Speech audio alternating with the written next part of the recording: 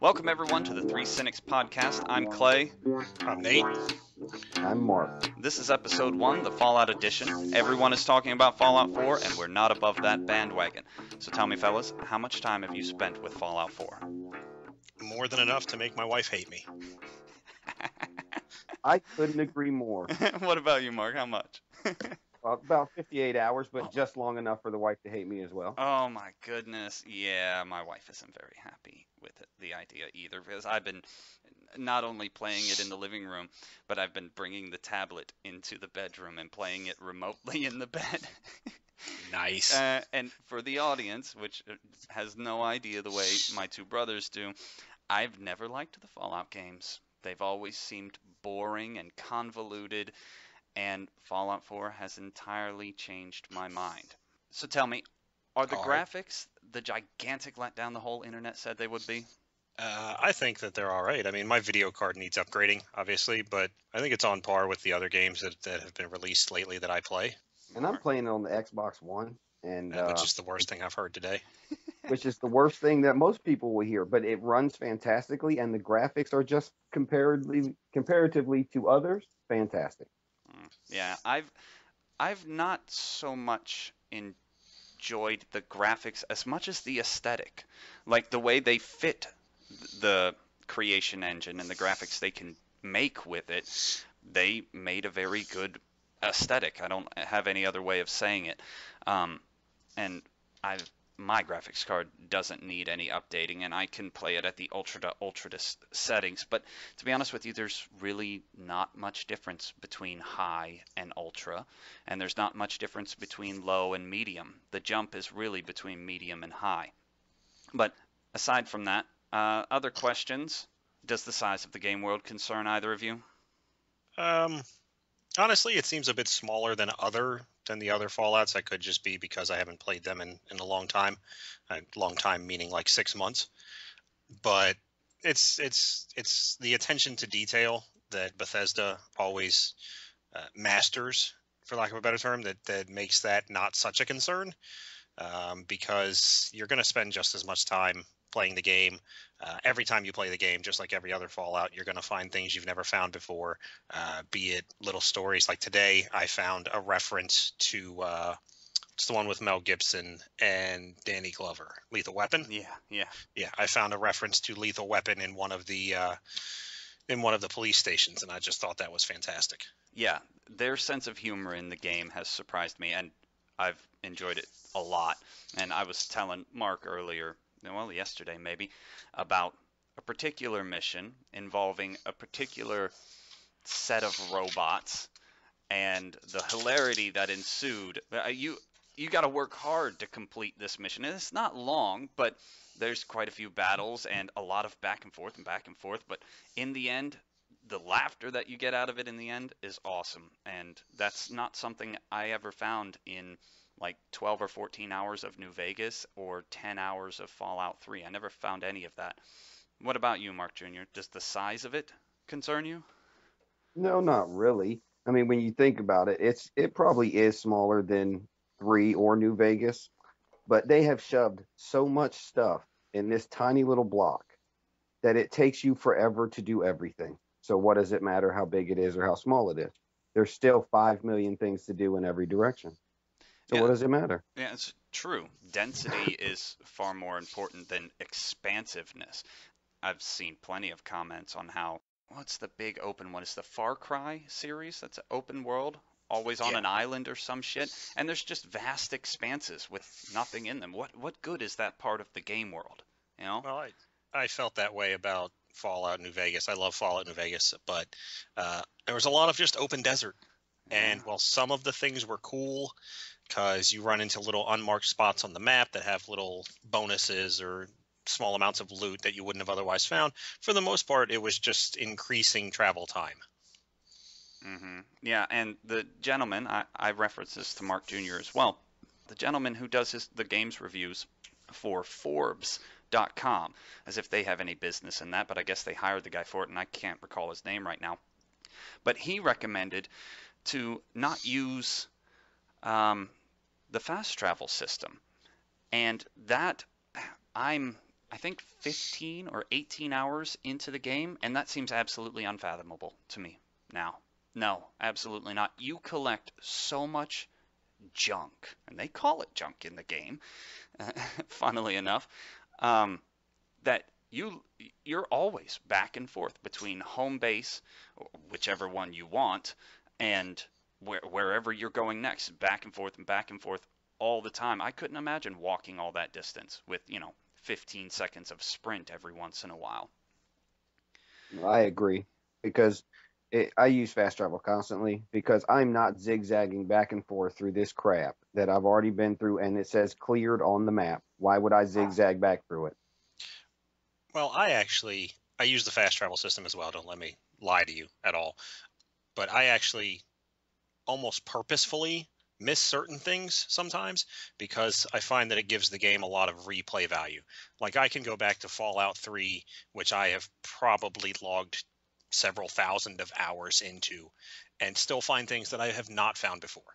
And part of that, I guess, is me not paying attention, but part of it is also that actively avoiding doing, things like that guy recommended. I can't say I have a similar experience. I can't think of a single game that I've invested thousands of hours in, much less a single player Oh, game. Call of Duty, in both don't lie. in Oh both yeah, Fallout yeah. 3 and New Vegas, probably spent 1,000+ hours in each one of them. I mean, So, I'm old school Fallout though. I tell everyone, if you gave me 15 minutes to think about it, I could probably still give you a verbal walkthrough for the first game, which came out in '95. Yeah, 95 or well, see, 97. Yeah. I never played the first one. I only played the second one. And So, those were the overhead isometric RPGs, right? Yeah, yes, kind of like looked like a turn-based Diablo basically, and almost, yeah, Like and Shadowrun. yeah, Yeah. yeah, yeah. and it still had the same sense of humor, and it was actually uh, there was a guy in it, or might be the second one, Sulk, who was an idiot, and it just goes to show that Bethesda, or then Black Isle's attention to detail was so good that Sulk was an idiot, and if your character's intelligence was low enough, you actually had a very good conversation with him, whereas if your intelligence was high, his was comparatively low. He didn't offer you much in terms of usefulness in that department. Interesting. Well, that brings us on to our next topic. Thoughts on comparison to the previous games in the series, and we've already referenced a few: expansiveness compared to density and those sort of things. How does it, I don't want to say like on any sort of metric, but as far as the feeling you get from the game, how does it compare to the 3 in New Vegas? Because there's really not comparisons to be made to the overhead versions. Mark, go ahead. I'll defer to you first. Well, to be perfectly honest, my favorite one, and this is just my nostalgia and blah blah blah, is still Fallout 3. Now, to be fair, I still have not beat Fallout 4 yet. Okay, I find myself doing the same thing Nate was talking about, i.e., missing stuff on purpose, wandering to the left, so I miss that little nuclear sign right there, and then I'll loop back around on my way back through. So I haven't beat the game yet, but my favorite is still Fallout 3, just because of the expansiveness of it. I mean, yeah, you wander for it feels like an hour, not really, it's 15 minutes, and not find literally one thing. So Yeah, well, you're right. And in number 4, it seems you can't walk for 3-4 minutes without running into something or someone. or something that's not even on the map. I found a couple of little things like a cave with an alien, got an alien blaster. It's not on the map, not Hmm. anywhere near anything. I was just out running around and came across a cave, shot him in the head once, and he dropped the alien blaster with 500 rounds. Nice. Well, I So go ahead, Mark. no, I mean, so it's just they did a good job in that aspect of it, but I'll have to reserve true comparisons, until I finish Fallout 4 and get the actual narrative. Yeah, So yeah, I agree with Mark on that point. However, I don't know if I have a favorite, to be honest with you. Fallout 3 has a great narrative and a fantastic story, but the overall system is much clunkier than New Oh, Vegas, and it's extremely flawed. I don't know quite how to explain it, but everything from combat to perks to skills to the whole interface flows a lot smoother in New Vegas. And I will say that in Fallout 4, it does seem to be a healthy blend of the two. You've got the kind of, quite honestly, in Fallout 3, until I memorized everything, I found the subway system frustrating. It was annoying. Oh, it was you. I agree. I completely forgot about that. You're right. It was extremely frustrating until I played through the game 2 or 3 times Yeah. And once you and have it realized, memorized and you know which yeah, subway to take to get to Arlington Cemetery, to get the bobblehead for luck, yeah, it all evens out at that point, because one of the biggest things for Fallout is replayability. And I can't judge the game fully until I've finished the game and started over, played it through again. It's Hmm. something. It's a game series that I log many hours into. Now, just a rough estimate, Nate. How many hours do you suppose you invested before you were savvy enough to make use of that subway system? In Fallout 3, uh, many. It was probably. I mean, the internet is a wealth of information, and if you don't want the full experience, then you can just go on the internet and Google, how do I get to Arlington Cemetery or any of the other places that you have to go through the subway system to get to. But in order to navigate it successfully, you need a good sense of direction to begin with, so you can know that, you know, where I'm trying to go is left. So as long as I veer left most of the time, I'll end up somewhere in that general area. But I would say probably 100 hours or more before I was, and that truly proficient. But that was more just memory, more than, you know. Hmm. Well, then I suppose their blending of the two things and some simplification of some systems is probably a big reason why I like this game and did not like the others. The difference between Fallout 3, New Vegas, and those two combined, plus Fallout 4, for me, is absolutely dark and light, night and day. I couldn't put my finger on it until now. It's those things that you described that I don't need a game to spell every little thing out for me. I don't really mind if they do. They can treat me like a 5-year-old. That's fine. But I don't need it. But I do need the clues that lead me in the right direction and give me good instruction. And I never found that in those games. And they seem to have eliminated the need for that in number 4. well, see, Um, to be fair, in the third and New Vegas, that was one of my favorite things about the whole game, is to literally just walk out there and go to the left. Now, New Vegas made it hard. You couldn't go north out of the main town, dude. There's death claws and oh, you'll cazadors. You're going to die. die. You know what Castle's I'm gonna saying? own you. But you can go almost any direction you want, and that's what I loved about it, was the expansiveness to just go wherever you wanted to. Nothing's got to guide you. You just go. Mm. Well, So, you can do that in Fallout 4 so far. I've found as oh, well. I've done it the whole time. I've done like Ask Clay. I've done like 2 storyline missions, and that's it. That's I have that's just pretty much been what I do too. I'm the same I, way. I'm I'm like, just oh look, wandering. shiny, and then I'm out. Yeah, shiny to the left. What's that? I don't know. One thing I I don't will know. say that is such a small difference.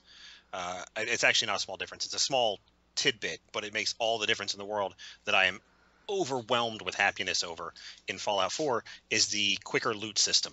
The fact that I don't have to click and wait for a small amount of loading, even if I can't remember, it's less than a second, I'm sure.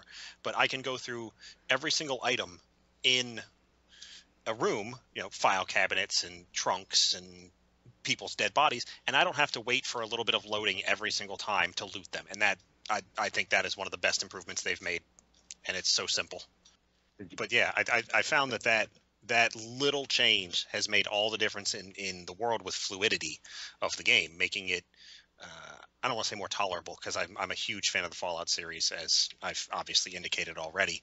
Um, but just to see that they're, I don't know how to say, Bethesda does things right, and a lot of AAA publishers could learn from them, even as far as DLC.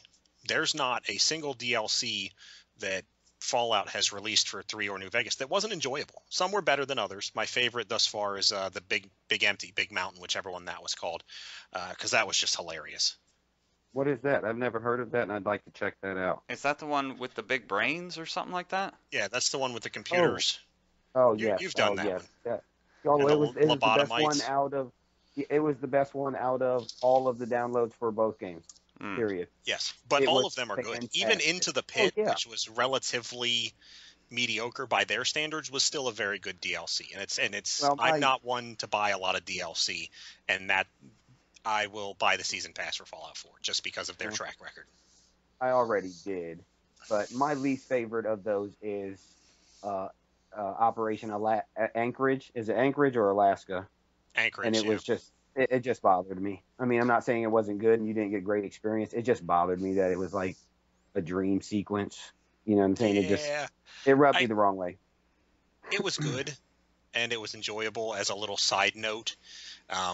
I most times didn't do it, or at the end I didn't loot because the stealth suit broke the game.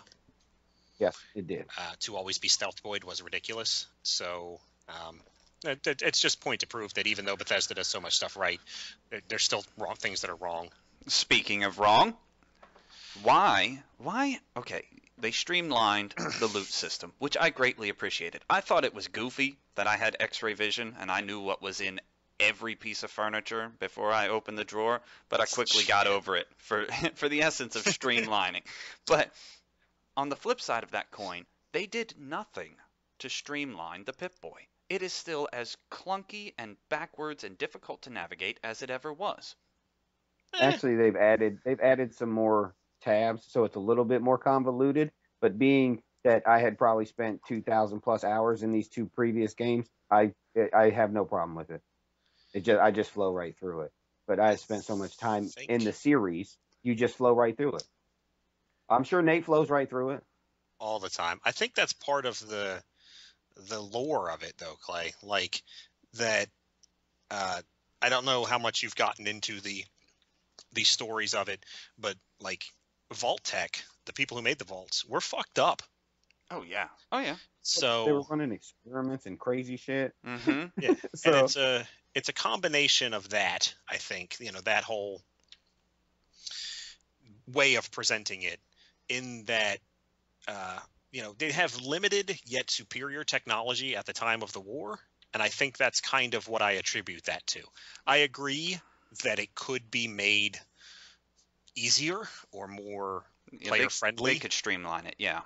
But yeah, Sebastian, I'm also a giant nerd, so. Sebastian mentioned that to me too. When I mentioned it to him, he said, "Well, think about it, Dad. At this point in the narrative, that is antiquated technology.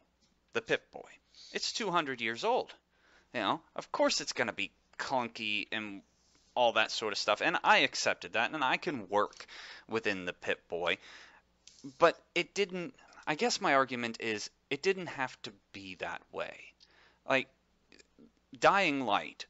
Did either of you play the demo for that game? Maybe. I did. I mean, no, I remember I did, because I was Dying thinking Light about checking it out. has much of the same system that you literally collect everything you can find because you can make use of it somewhere in some way, and you do a lot of crafting and all that stuff, and I enjoyed all those aspects of the game. But the inventory system, it was organized for you. The most important things at the top. It was a single tab. You had weapons at the top, defense below that, ingredients below that, and everything else toward the bottom. It was a single tab, one scroll. In the Pip-Boy, you got to go, if you're on the map, you got to go 3 tabs to the left. Then if you want aid, you got to go 2 tabs to the right. Then you got to start scrolling down. They literally could have streamlined it by simply removing one step in the process. But well, you can still hit M to bring up the map and things like that. You don't have to go through the Pip-Boy for all of it. not if you play like a smart person with a controller, like I do. Like a smart person? What are you, high? I have to, and yes, I probably am high, but I do have to use a controller because what I'm saying, yeah, everybody knows. Well, not yet. We don't all know, but we will all know shortly that I am technology retarded.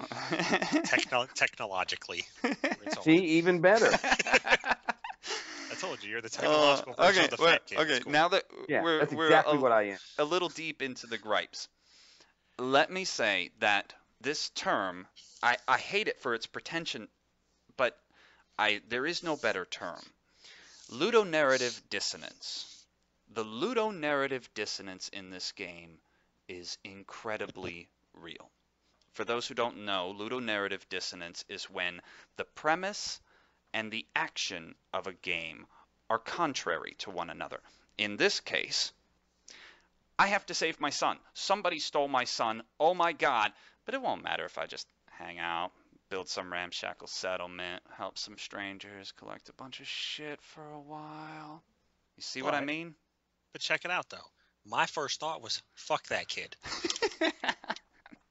I was like, "All right, cool, fuck that kid." He's gone, I guess. So, but now Bethesda has done a better job than in both of their previous games, from my perspective, to make that dissonance not really a factor. I mean, I have pursued the storyline or the narrative quest line much harder than Mark has, I know. Probably harder than you have, Nate. Oh, certainly. I am like 15th level, and I'm like, I'm quite a ways into it, um, to keep it spoiler free. But you really, like you guys haven't, I really had to force myself to pursue the narrative. I guess just because I like to be told a story. I don't really like to make my own story, not in a video game. They're changing my mind about that. But for any listener who finds those sorts of things, that sort of dissonance, bothersome, I wouldn't worry about it too much. You'll get over it, and probably fast. A lot of people had a problem with the dissonance in Tomb Raider, and the reboot that came out in 2013, because Laura Croft, they turned her into this whiny bitch who's like, oh, I hate violence. I don't want to do this. And yeah, and 20 minutes later in gameplay, you're popping off headshots like a precision marksman. And that sort of dissonance seemed to bother people, but I wouldn't worry about it in this game. Now, I have another gripe.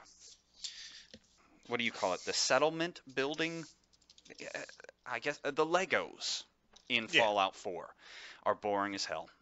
I totally ignore it. It's cool. I totally Oh, I love it. I I built I did they're basically tutorial quests from what's his name, the black sheriff guy or the Minuteman. Preston. Yeah, where you plant some food, you provide some water, you generate some power, and I messed around with it. I built two half pipe buildings, put some beds and some doors.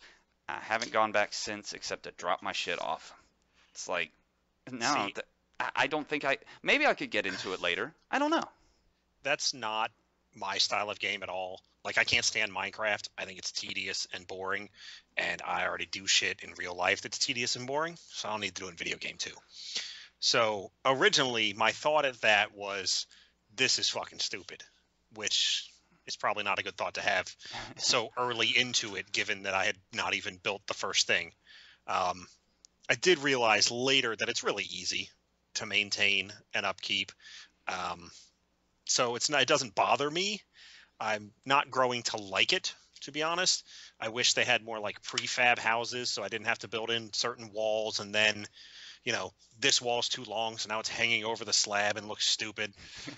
I wish they'd give me at least prefabs, but all I've done is used pre-existing structures and just throw fucking beds and shit. It's not a part of the game that I actively explore.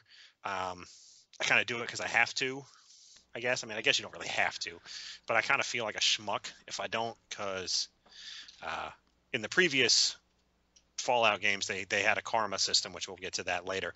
But I can't be evil. I can't do it. I don't know why. I'm enough of a shithead in real life. Well, not really a shithead. I guess I'm enough of an asshole. I don't treat people badly, but I can't do it. I've tried to play evil hundreds of times, and my wife can attest to it. I stop at like level 7 or 8 because I feel like a shithead.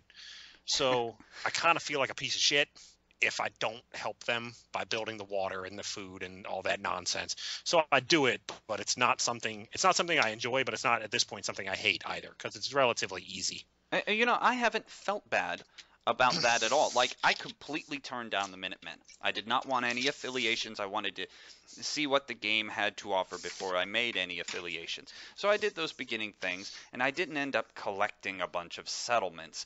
And when I did play with the one starting settlement, it felt like a toy to be tinkered with, not an experience to be had. But Now, see, so we're going to get there the we go. best of all three worlds here because I love the system. Now, I hate the fact that I have to go pick up used oil cans and shit. Okay, I do. I despise it. It's stupid. So got- much junk. I got 100 pounds of junk on me and realized that I can't carry the 6 weapons I use on a regular basis because I have 100 pounds of junk on me. hmm So I do hate that fact of it. But man, I went to all of them and I did the Minutemen quest. I loved it. It was great. I have like 9 goddamn settlements. Okay, so and they're constantly getting attacked. I'm running around like a fucking retard, back and forth, back and forth. Can't do anything because I'm busy keeping settlements happy. So then I decided I went back to my main place and I picked up all my junk and I went to each place and threw all my junk on the ground and then broke it all down and then did the same thing in each place and I dropped 2 turrets in each place and then nobody bothers any of them ever. Nice. Well, yeah, Nice. that's what I mean by the ease of it. It's very easy. Yeah, once I got past the fact that I would be babysitting basically, it and realized that it really doesn't take that much to upkeep them, then it was all good. Then I'm like, okay, I can stop and I can drop all my junk. That, by the way, I don't know how I feel about. I want to be angry about it, but I guess I'm not really angry about it because the crafting system is way better than it's ever been. So I guess I'm kind of okay with picking up junk if it leads to something that I actually care about. See, I am too, other than the fact that I have to run into the settlement, throw all my shit on the ground, then activate the build to break it down. You don't have to throw all your shit on the ground. No. Mark. You just go Yes, to your, I do. No. you go to your workshop and you hit R or whatever the fuck it is on a controller, X. and it will transfer all your junk to the. Well, see, no, but see, to the that's the workshop. thing because I have to build in so many settlements. I guess I could do it that way, but I throw all the shit on the ground in that settlement, and I go to the next one, throw all the shit on the ground in that settlement. Everything that I need, like 2 used oil cans, some TV dinner trays, and some aluminum cans, and then I go and zigzag through to each settlement, running to each settlement, and fighting monsters, doing all that shit. Well, see, if you go to your workbench, any one of them, and you deposit your junk, at any moment you can use it for the scrap that it's worth, or take it as something whole. You don't have to break it down. Is it in individual cities though? That's the thing. Yeah, but what he's saying is that it's all not linked, which was an issue I have as well. That now I have to go pick up 50 more paint cans to go help the other settlements. I'm not going to bother with that. But whatever settlement I'm nearby, I drop my junk off at, and if I have enough shit to build there, sweet, and if I don't, that's cool too. Well, see, I did that at first, and then I realized I just need to put turrets here so I don't have to worry about this stupid shit of them getting attacked constantly. So that's when I started zigzagging, throwing all my shit on the ground. So, yeah. So after that, then I didn't worry about it as much because they're not getting attacked. They just have a shortage in water or something. And fuck you, I don't feel like doing that right now. Okay, all right. I've got one more point before we move on to the points that Nate added to the document. I've seen more than one reviewer call it more of the same, and that is somewhat true. But I think my experience with it, at least to me, proves that there are enough differences to warrant, the next number iteration in the series. It is different enough to have entirely reversed my opinion of the Fallout series. But those reviewers have a point in that, 1, the AI is the same clunky, half-functional garbage that everyone expects from Bethesda. And the animations, while somewhat improved, are much the same herky-jerky stuff. Sometimes NPCs just get stuck in one position and float across the screen when they should be walking. And worst for me, which destroys my immersion, the lip syncing, the animation for the lip syncing never syncs or rarely syncs with the voiceover. I have to like look at the character's eyes the whole time or watch his motions with his body or his gesticulations just to avoid looking at his damn mouth. It looks like he finished the sentence 2 seconds before the voice actor did. Eh, I don't I have don't that know. problem. I don't have that Isn't problem. They sync up pretty well for me on my Xbox One. I So I don't know. actually am with Mark on that. I don't have that much problem with that, or maybe I just don't pay enough attention to it. But Maybe that as well. my argument for that would be yes, they can improve, but isn't more of the same a good thing? Isn't it not a bad thing? I mean, I don't buy, for example, a Foo Fighters CD, which I would never buy, but I don't buy a Foo Fighters CD because I feel like listening to Yanni. It's true, but the point I'm getting at is that Also, there is 1996 references go. there is a new there are new iterations of the same disruptive forces that people call glitches. You know, the same thing happened when people get turned upside down, stuck on roofs, and you can't turn in a quest in Skyrim. Happens in Fallout 4. Well, this will be the fanboy in me coming out, but I mean, show me a game without a glitch. Show me a game without major glitches. The fact of the matter is that most publishers, I don't want to say can't fix them, but don't want to put in the time to fix them. And that's just what you deal with. And if it's something that you can put up with, then cool. And as far as I'm concerned, the storyline and the all-around play of Fallout is enough that I can ignore those things. If somebody's stuck or I get stuck, I just load my game. It's cool.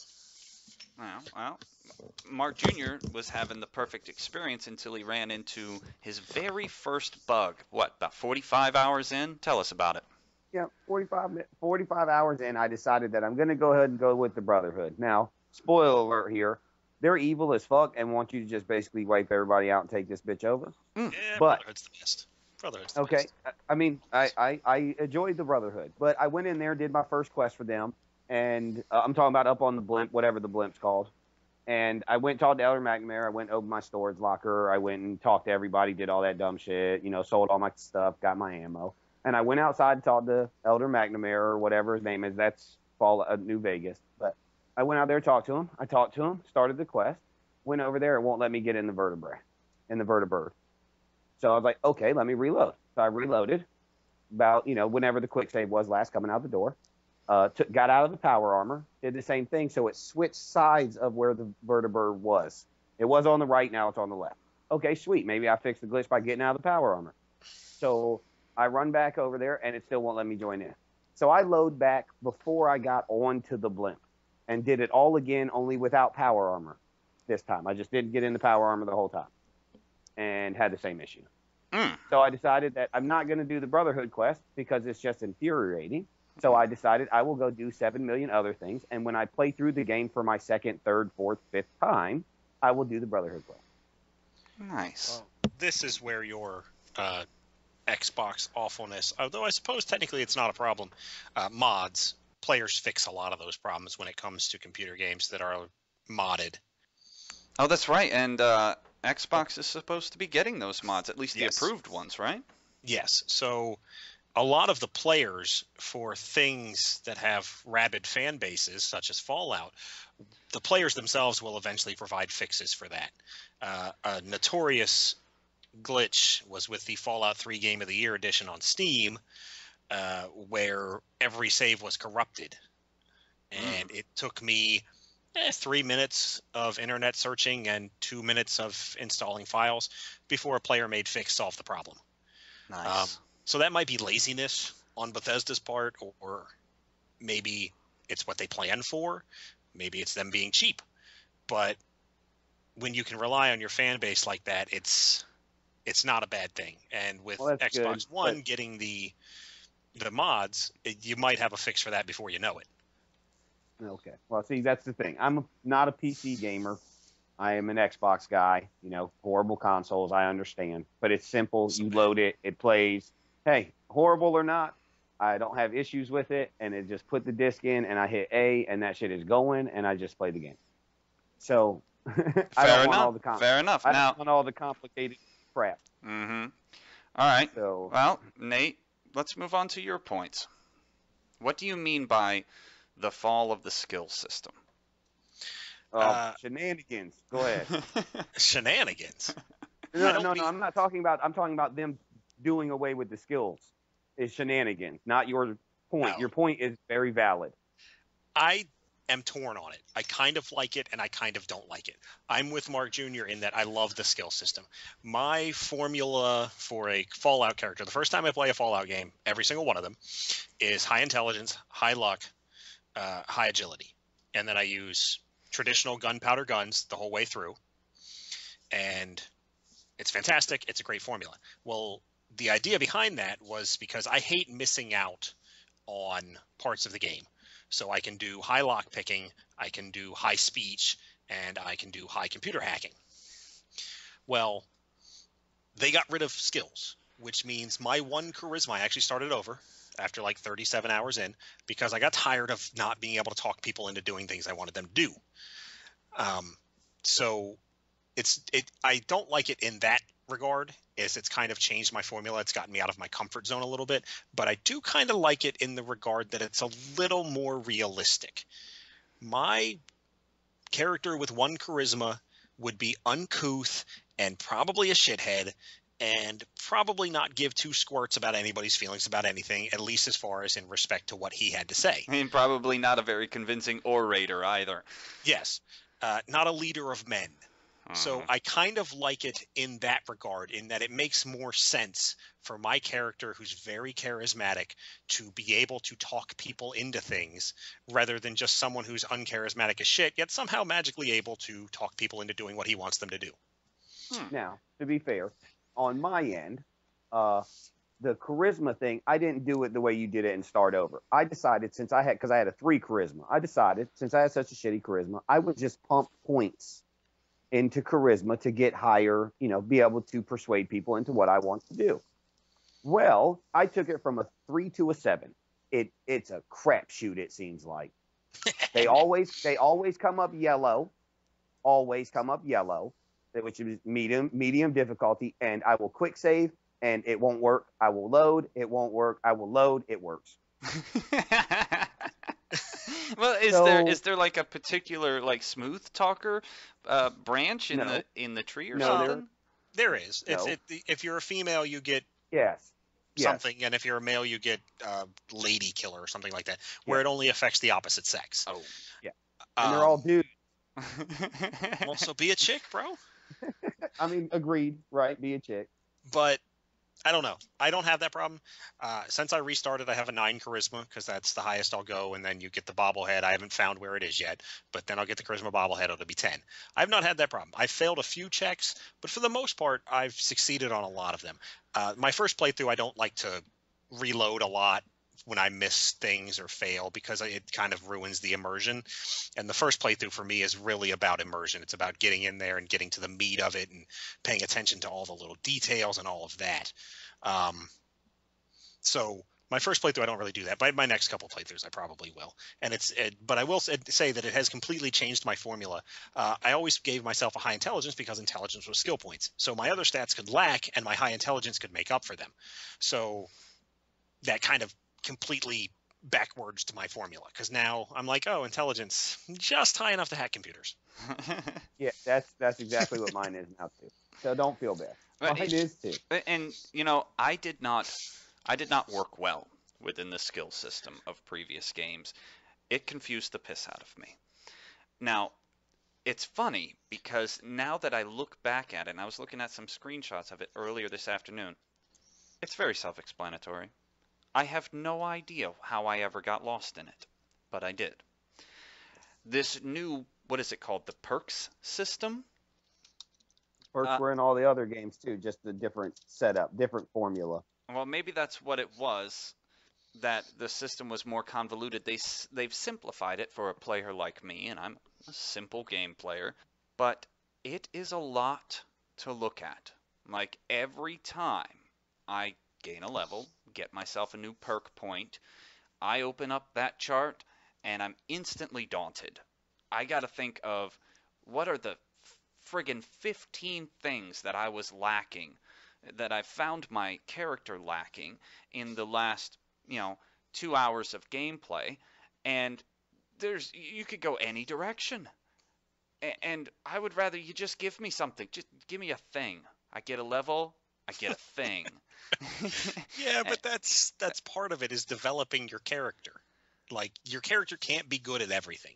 You're gonna lack at something. Well, see, and that's where I struggle with character development, at least statistical character development. If you were to look at my character, you might be disgusted because I got like 5 of everything. And be like, but Clay, you use this, this, and this. You don't need either one of those things. I'd be like, how would I know that? See what I mean? Awful. Awful.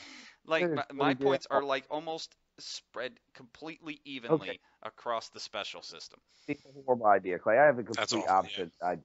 What I do is, and I hate to say it, it's horrible and it's a little cheater, but I build up 2 or 3 of them, and then next time I run into something where I'm lacking, I just go into the perk tree and I select what I need to select in order to get better at said thing. You're goddamn right. That's how I do it. I normally have 2 or 3, maybe even 4 saved. And when I run into some difficult shit, like, oh, there's a master lock. Oh, I can get that right now. Let Are me you, get are that. you Got talking that. about hoarding level Yes, points? that's Yes. exactly what I do. I hoard Huh. them bitches. 2, 3, 4 of them. That hadn't even crossed my mind. I do and I don't. I'm very similar, but throughout Fallout, every Fallout game, you're going to need speech. You're going to need science or hacking or whatever it's called, and you're going to need lockpicking. Technically, I guess you don't really need any of it, but you miss out on so much of the game if you don't have any of Have them. it. And you can take back ways into everything and shoot them in the back of the head without them even Yeah. knowing you're there. Yeah, Yep. I agree. In the first one and the second one, you even needed repair because they had like broken generators, and although this is way back in the 90s and they didn't spell everything out for you, a prime example I love to use for that is Final Fantasy. You guys remember the Final Fantasy quest where you have to go kill the Dark Elf, and it's Final Fantasy 1, and you don't know shit about the Dark Elf or where he's at or how to find him or what to use against him? Isn't that the very first mission? Yeah, pretty much. The very Yeah. first story mission, I think. But you don't know anything. It doesn't tell you where to go. It doesn't tell you what to do. So the first Fallout is a lot like that. The second one as well. There's like, if you hover over a generator, it doesn't tell you it's a broken generator and that if you click repair and then click on the generator, it'll fix it and you can use the elevator. It doesn't say that. So that's another one of those spelling things out for you. Anyway, modern games do that a hell of a lot better than the older games ever did. But I'm very similar with Mark in that I hoard like 2 or 3 points, but I'm always going to have my computer hacking and my lockpicking as high as they can be at the time, because I just don't like to miss shit. Okay, well then let's move on to your next point. The removal of the karma system. What bothers you about that?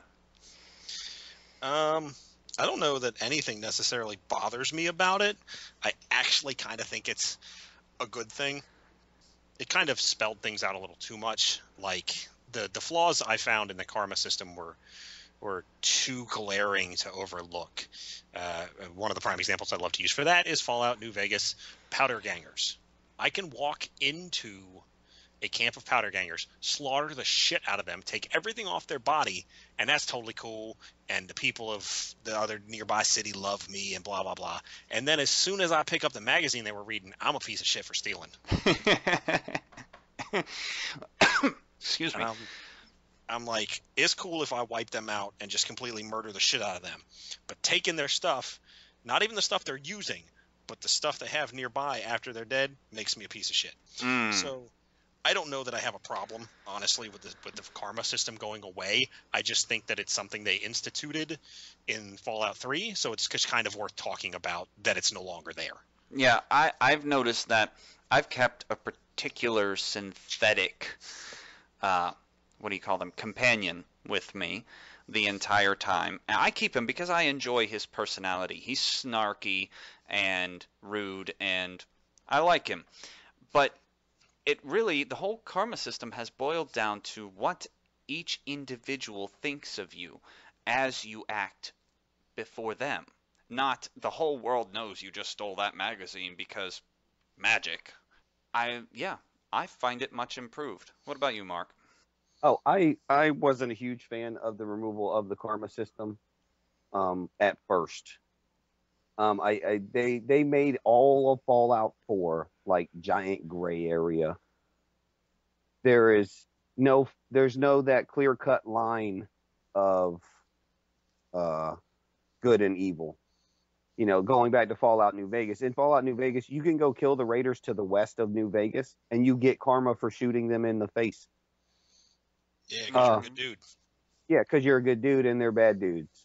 So it was very broken. And then I started to play Fallout 4 and realized that everything is giant shades of gray, and I love it. Yeah, the lack of black and white, and I found that in my limited experience, very limited comparatively, with the previous two iterations, that the karma system influenced decisions that I didn't want it to.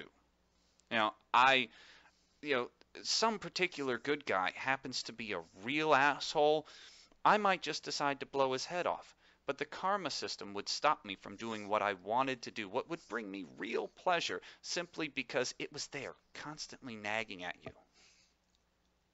Well, that was kind of what I wanted to talk about, was bringing back to the point where what Bethesda does right, in that just because it's always been there doesn't mean they need to keep it there.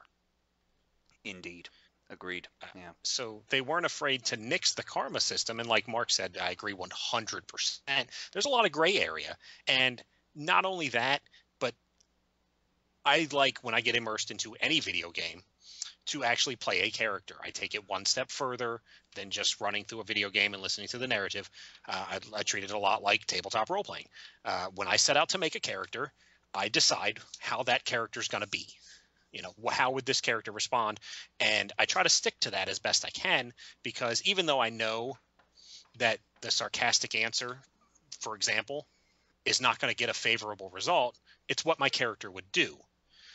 So I think the removal of the karma system, like you were giving an example of, made me think about myself and my own actions as my character harder, not just, oh, I know that picking this up is going to make me a shithead, or I know that shooting this guy is going to make me a shithead. Mm-hmm. Well, speaking on the subject you just touched on, I am not particularly happy with the dialogue system. Like, literally every question or comment boils down to one of 4 responses. That sort of limitation bothers me a little. But what bothers me more is you virtually never know what's going to come out of your fucking mouth. Like, you could say, That's true. you, It's very true. You Mark don't. Jr. and I were talking about it yesterday, and sometimes you'll start a fucking brawl when really all you wanted to say was like, yeah, right, whatever. You wanted to use your sarcastic option because it felt right, and suddenly you're in a firefight. And you gotta, fuck, reload. That I'm not super cool with, but it hasn't made my experience any lesser. Well, in Fallout 3 and in Fallout New Vegas, there was people you had no option, there was people you had one option, and there were people you had 9 million options. So would you like that system better? I did I mean, not. because that's what the old system was. When you went to talk to somebody, it was you couldn't talk to this person. They have several of those people in this game, all residents and whatever. And then you have people that you could talk to and they say one thing. And then you have people you talk to, you can ask a couple questions to. And then you have somebody you talk to that literally has, 10 to 15 selections to choose from. I felt that the 4 choices per dialogue was very indicative of the age of the console. Fair. Very fair. You're going to have to elaborate on that. Well, games nowadays, it seems to me, have been made with the console in mind, and maybe rightfully so. As a avid long-term PC gamer, and also my brothers can attest to, I used to play Xbox as well. Games are dumbed down for consoles, and console gamers might not like to hear that, but that's the truth. It is the truth. I've been a console graphics. gamer my entire life. And that is the truth. Fair enough. Well, Everything from graphics to dialogue is made to fit in a neat box because the PC does not fit in that box at all. The PC surrounds that box, encompasses everything in the box and everything outside the box. uh, But as go far ahead, as Clay. this regard, as far as this regards the 4 points, the diamond dialogue wheel, you might call it. How many fucking buttons does an Xbox controller have? 4, 12, 16. It's got like 24 Many. buttons. And they could easily set one to be an alt button to Yes, give all an the other buttons a alt second function. or a shift or a control or whatever you want to call it. There, I don't think that they simplified. Well, I take that back. They might have simplified the dialogue system to better suit a faster pace of dialogue on a controller, or maybe just a faster pace of dialogue in general. And I won't state concretely whether it's good or bad. It's just sometimes those 4 options, none of them are the right option. I mean, you can always Well, at just say least for no. me. Yeah, at least for me. Well, You know what yeah, I'm saying? It's not the right options for me. Yeah. that's an issue So, you're going to run into as long as gaming exists, I guess, because we'll never have a perfect system.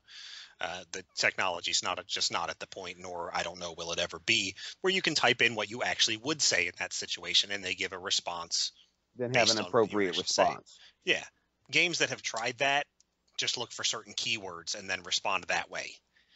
Now, so tell me, let's go right to Mark for this one. What was your impression, Mark Jr., of the power armor, and especially the fact that they literally just shove it in your face right from the start? In the beginning, I was like, this is awesome. I'm going to run around. I'm going to fuck bitches up. This is going to be great. And then I realized it's too easy. Now, versus the Deathclaw in the beginning, let's not get twisted. I died twice before I figured out to shoot him just in the head a million times running away. I don't know why it took me that long. Actually, I ended up running in the building and just shooting him out the window. Nice, So, nice. The first time I fought him in that sequence, I beat him, and then a day later I accidentally deleted my save as I was going through clearing out some saves. I was like, ah, fudge. Oh well, that was only an hour and a half in. I started a second one. My second time around, he never spawned. So I was like, all right, moving on. Yeah, you well, must not I have didn't moved have the far enough to yeah, I activate didn't it. have the yeah, I didn't have the issue with the spawning of the Deathclaw at any point. But How has the power armor worked for you in your 50 some odd hours of progression? I don't use it. No. Yes, No, that is I what I don't. love. I don't That's use what it I at love. all. I leave it at Sanctuary, and every once in a while I'll get some cool stuff, and I'll go back there and I'll repair it and make some cool adjustments and put some flames on it or something, and then I dip out and I'll put it on. Same for you too, Nate, huh? So That is 100% what I love. It gives my character, and I'm probably in the minority in this. I haven't done much reading online, to be honest, about how other people feel about it. But I always felt that in the first game, way back when, the power armor is one of the very last things you get, and it's awesome, and it feels like you worked for it, and it's fantastic. And then as the games progressed, Fallout made power armor more and more accessible to the point where in Fallout New Vegas and Fallout 3, you just have power armor. It might take you a while to get it, but no matter what your character is or does, you wear power armor the whole time. Your stealth character, you wear power armor. Didn't make any sense to me. I love that power armor is like going to get your big brother. You don't wear it all the time. yes, it's You don't awesome. You're right. You're right. you You're don't right. hold on to it. You're not like, oh, I'm this super badass. You play your character the way your character would be played. And maybe your character would wear power armor all the time, and that's okay. But I like that my character is a stealth character. And I'm running into a situation where somebody's telling me, like, go clear out the Corvega factory. And it's filled with all these massive amounts of raiders. And I can go get my big brother, the power armor, when I need it and not all the time. Because it never made much sense to me to just always wear power armor. How am I stealthing in power armor? It's nuclear powered and 1,500 pounds of metal. That's true. And you know what? I never saw it like that, and I don't have a stealth character. As I said, I'm no kind of character. I didn't even bother much with the character generation. I just changed a few things and hit go. But as far as the power armor goes, I found myself not wanting to bother with it. Like, it wasn't freeing. It didn't make me feel extra powerful. Mostly, I guess, because to be perfectly honest, and I'm sure a lot of Fallout fans in the audience will gasp, but I never saw the power armor before Fallout 4. That's So, awful. I yeah, when they shoved it in my face right away, I refused it. Well, I couldn't refuse it, but I refused it as quick as I could. Once we got back to Sanctuary and it showed me, or I found a good spot to drop it off, I didn't touch it ever again until I had a mission where I simply couldn't get through it without using it. And then you're absolutely right. I had to go get my big brother because he's in the 8th grade and he'll come beat up this 5th grader that keeps picking on me. Yeah. I thought it was. I can't. I've gushed about this to all of the one person in my life, other than you two, that will listen to about it. I don't know. There's just something about making it available, but not required. That I mean, because honestly, it would completely alter the way everybody interacted with you. If you come up and you're just a wastelander, and yeah, you got a gun or two, but you're wearing a trench coat and a hat, and you're like, okay, they would look at you and their interactions with you would be totally different than if you came walking up with a minigun in power armor. Mm-hmm. And I think that now that you don't wear it all the time and it's kind of its own separate entity, I think that helps engage me in the game a lot more. I agree. Yeah. All right. We're running out of time, so any last points anybody wants to make? You want to gush a little more or save it for next week? Well, I mean, I love the game. It's fantastic. I feel like it's a great blend. If I had to give it a review, it's a great blend between Fallout 3 and Fallout New Vegas. And in the end, I think that it will. I don't know if it will surpass Fallout 3, but it'll definitely surpass Fallout New Vegas. I agree 100%. The game is fantastic. I have loved every minute of it. And then it'll tell you how much I enjoyed the game by the Brotherhood of Steel conversation we had earlier. All I did was jump off the airship and go running away. That's what I Fuck did. it. And actually, I'm out. and actually, I went to the place they told me to go and went and killed all the super mutants without your vertibird. Yeah, I don't need So, that shit. yeah, no, I mean, it still won't let me complete the quest, but I killed all of them and looted all of them, took all their good shit. So, but it tells me that I love the game to the point of my fanboy nerdness Mm-hmm. of that. The glitch, the bug, bad graphics, frame rate, whatever you want to complain about, I don't even care. I'm going to play the game. I'm going to enjoy it for what it is, and I will probably play it 4, 5, 6 more times, Well, I must just like agree. the rest. Yeah, I must agree that it is the best one. And at least, of course, for me, everything's subjective, right? But it must be the best one because for the first time since the release of Fallout 3, I come home and I look forward to turning on a Fallout game. And I never thought I would say that. Last thing we should talk about, I guess, is Star Wars Battlefront. Came out, what was it, the 17th? So yesterday, as of the date of this recording. And reviewers essentially agree that the game is worth playing, but is quite a shallow experience. It lacks complexity and content. A few choice quotes. Now, they did rate it highly. IGN and what's this other link? Ars Technica, both sources I like rather, gave it 8 out of 10, but Mr. Mitch Dyer from IGN said, quote, Battlefront's modes just feel like unfocused filler, or worse. And our friend at Ars Technica, Mr. Steven Strom, can extrapolate upon that. He says, quote, where Battlefront differs from Battlefield primarily is in its lack of complexity. Battlefront seems aimed less at the experienced shooter fans and more at casual Star Wars fans. That's a broad enough audience that a lot of complexity had to be stripped away from this year's Battlefield stand-in. Even in matches with fewer players than your typical Battlefront fracas, play transpires at the mid to long ranges you would expect from the Battlefield series. You'll be picked off at a distance by one-shot kill pulse cannon frequently, and if you're any good, you'll do the same to the other side. You'll run great distances only to get blown away by AT-AT fire, and if you want to keep playing, you'll learn to like it, as you may have already learned after a decade of similar Battlefield games. End quote. Now, Nate, you spent some time with the beta, right? I did indeed. I did as well. And although I thought it was a beautifully polished game, yet another graphical masterpiece by DICE. But I don't have any other words for it than it was uninspiring.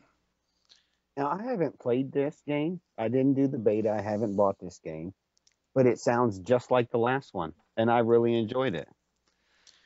I honestly wouldn't bother. I played the beta, which is a small sampling size, admittedly, but it was not an overly enjoyable experience. Guns seemed underpowered. Other guns seemed overpowered. There was too much of every situation resulting in my death before I got to enjoy any actual combat. And you can tout that to me being a bad player if you think I'm a bad player, and that's cool. I don't mind. I attribute that to a overwhelming firepower on one side or the other. Not to say that certain players were better than other players, but AT-ATs and AT-STs and turrets and Darth Vader or Luke Skywalker. And every time I turned around, if I didn't die at spawn, I should say, then I ran for seemingly forever to then get shot and Yes. die before I even get to get my weapon up. Yes. And that's not fun to me. There were quite a few complaints about the Walker Assault mode. Did you play that snowy level where you try to stop the AT-ATs? I did. And a lot of people complained that it was lopsided as hell. Like, it was virtually impossible to win as the Rebels. Now, I didn't take issue with that because I had fun playing it either way. And I hear the canon is that the Rebels aren't supposed to win that battle. Is that correct? The Isaiah cannon? No. Canon That was a joke. He's a 76ers player. Move on. Damn it, shut up. So, is it true that the Empire is supposed to win that battle? I am not as up to snuff on my Star Wars as I used to be, but yeah, pretty much I'm fairly certain, and the Star Wars people can get mad at me if they like, because George Lucas can suck my left nut, that Hoth fell to the Empire almost entirely, if I recall. Yeah, I'm not a huge Star Wars fan. And, as far as your point goes, Mark, I don't know how it is similar or how it differs from the previous Battlefront games. They made, Battlefront 1 and 2, the last one was, 10 years ago? Yes, it was a fantastic game that I enjoyed greatly, and I played it on PlayStation 2. It came out in, I don't know, late 90s, early 2000s or something, but I remember playing it on the PlayStation 2. And yes, you ran and you died a million fucking times. And I enjoyed the crap out of it because there was a million of you. So you just switch to the next guy and go run up there and die too. Now, how do you feel about the idea that this game has no campaign? Oh, I don't like that at all. Yeah, me neither. And you know what? I know Nate's opinion on shooter campaigns, but I have always enjoyed shooter campaigns. Every time, we all used to be big in Call of Duty, and then it was Battlefield, and every single time, I think I've played any shooter that I dedicated any amount of multiplayer time to. I probably played the campaign at least twice. And I loved them for the cheesiness and for their cliches and for their very suspenseful moments. And the fact that Star Wars Battlefront is an online multiplayer only experience and online co-op, and that instantly makes it worth less than $60 to me. I won't give them that for it. Clay, my opinion on first-person shooter campaigns, but just for all the people out there, is I think they're dumb. I don't care. You're just taking random guy with a gun and then overlaying different scenarios and different different maps and different people, but it's all the same. I'm shooting stormtroopers instead of gorillas or dinosaurs or bandits or whatever, and I don't care. Some of them can tell a good story, and that's fine, but to me, they're just not. I don't know. They don't grasp me. However, I do agree with Clay in that if you don't include one, not only A, are you sectioning off an entire populace of potential sales, but B, it's not worth $60. If you're not giving me the gold standard of $60, and I'm not talking about how much I enjoy the game or gameplay, but just the content of the game, then why should I give you a full price of the game if you're not giving me a full game? Because quite honestly, to me, it comes off as lazy. Indeed. What do you think, Mark? Oh, I agree wholeheartedly. If you just by cutting even if your sales of offline are 30% or 25% of your sales, why lose 25% of your sales because you're too lazy to slap some overlays, like Nate said, onto a fucking screen and put the same stupid stormtroopers and then add the dudes with the funny helmets every once in a while and you just shoot everybody? What's the difference? I couldn't tell you. All right, well, in filler, in the meantime, while you think about that, my main issue with almost every Star Wars game, and I met my wife on a Star Wars game. My wife and I met on Tatooine in Fallout. Listen to me, in Star Wars Galaxies. That's an awesome fucking story, right? I love to tell people that I met my wife on Tatooine. And if they're a Star Wars fan, they love it instantly. And if they're not a Star Wars fan, they're like, where the fuck is that? And it's fantastic. I love it. Because honestly, that meeting people on the internet nowadays is more regular than going to a bar and meeting somebody. So anyway, my whole issue with every Star Wars game ever, and this goes from way back to Nintendo SNES to the tabletop to current incarnations of the game, is if you're doing it right, A, the Empire is always more powerful, which if it's a PvP, that makes one side of it not much fun. And B, if you actually institute Jedi as a playable character, and this game got that one right, I will give them credit for that, the Jedi are ridiculously powerful in comparison to regular people. Mm-hmm. And as you know, Mark, you probably haven't played it. You said you haven't played it, so you can pick up a power-up, so to speak, and take over Darth Vader or Luke Skywalker in that particular Hoth battle for a little while, and I'm sure you can do it in other game modes as well. And they're so ridiculously powerful that it makes whoever you're killing, it's not fun for them, but it is actually at least a decent representation of how efficiently a Jedi would actually walk through a battlefield of regular people. So that big complaint with the Hoth thing is that the Empire is vastly overpowering, and they are in that particular map. Good players can counter that, of course, but that's an accurate representation, but that accurate representation kind of makes it no fun for the other side. Where campaigns are concerned, somebody released a statistic, and I'll have to research it because we'll probably revisit Battlefront once a few weeks have passed or whatever. But there was a statistic, and I think it was a rough estimation that was it published by Activision? Or maybe it was just stated, but they said something along the lines that even though people demand single-player experiences in shooters, less than, I think it was in the teens % actually play it, and less than 10% complete it. So are they really wrong to not cater to the minority? I don't know if they're it's not a matter of right or wrong, I guess I should say.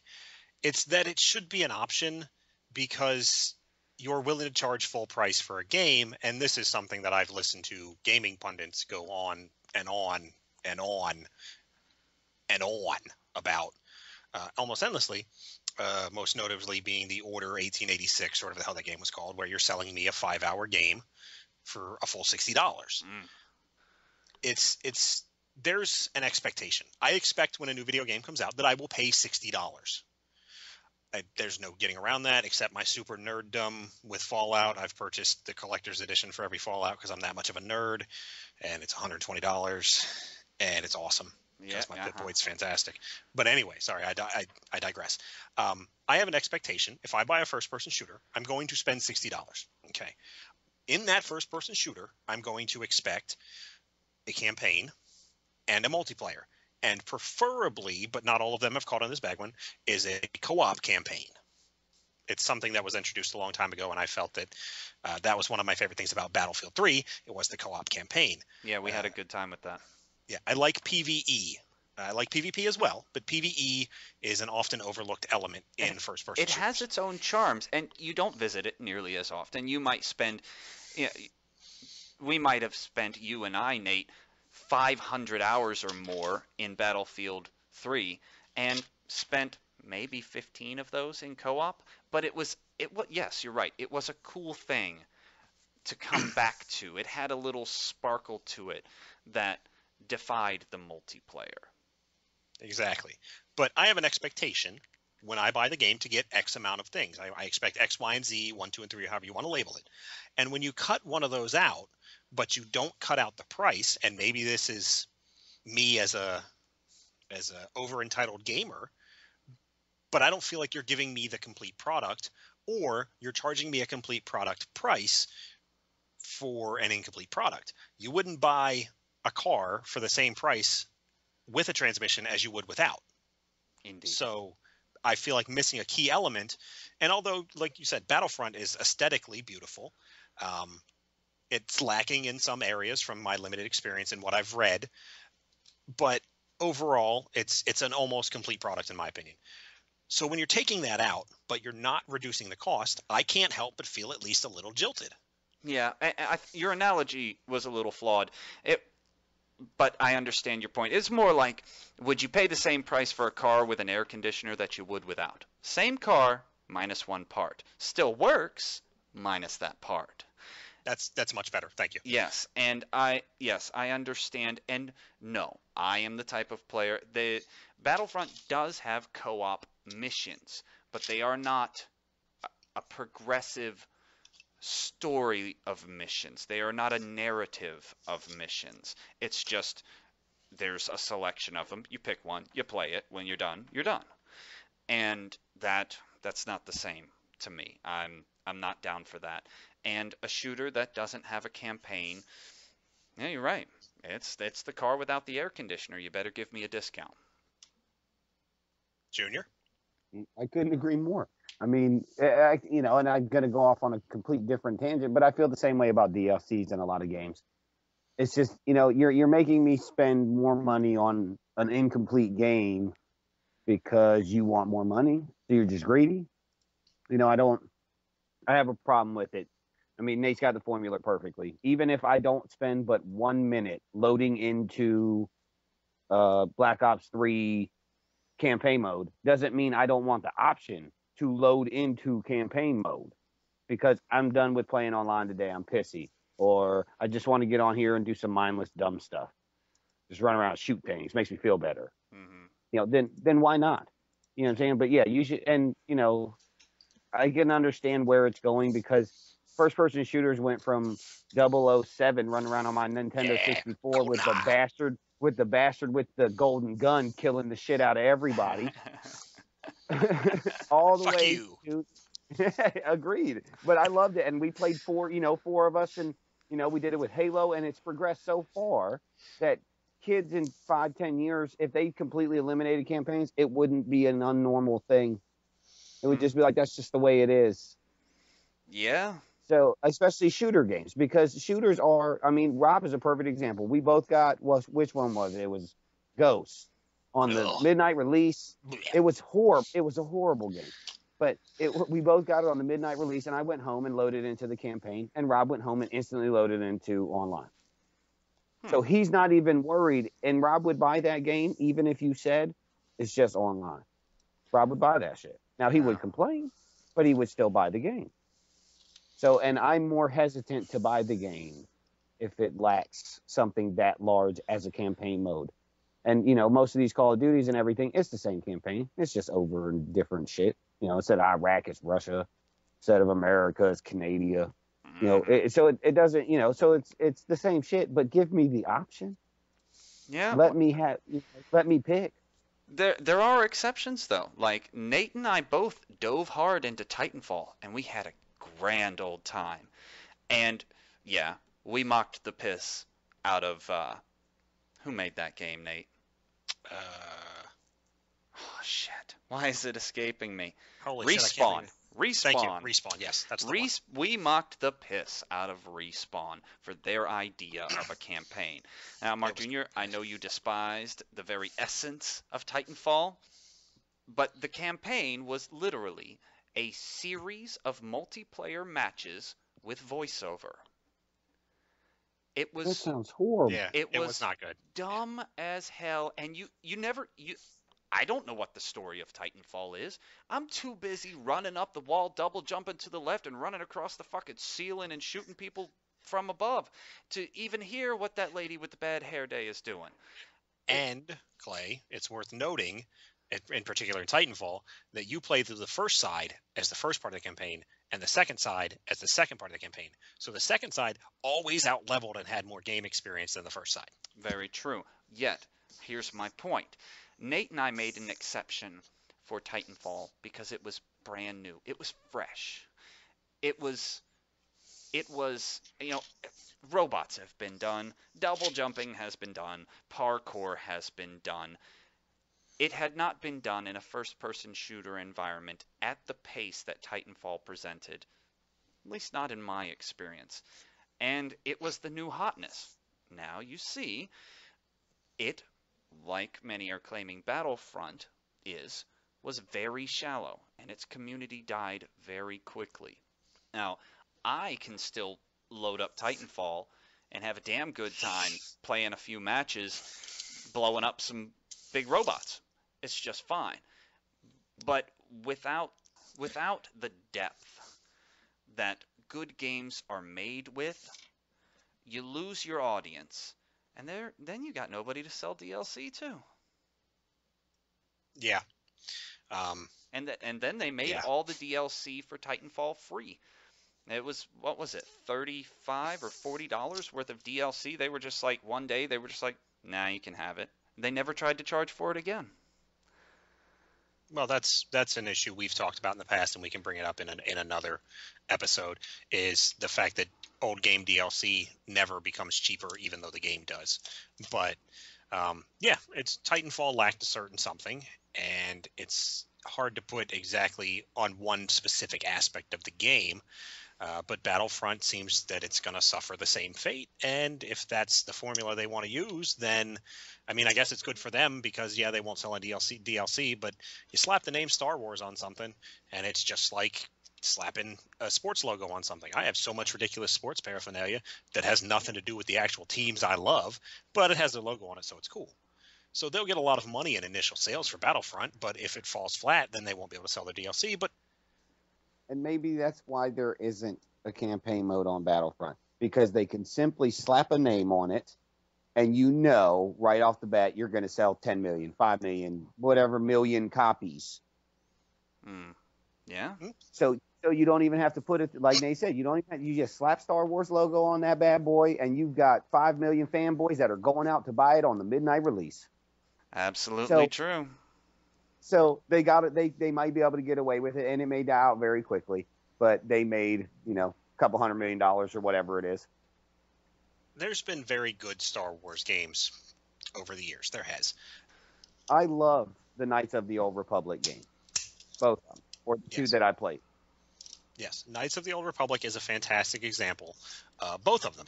You're right, because the first one was good, and the second one was just as good. Another example I like to use, and other people have given it more mixed reviews than I got, but The Force Unleashed, the first one, I thought was a very well done game. Yes, it was kind of more of the same, and you were kind of used to that kind of formula. I said kind of like way too many times right there, but that's okay.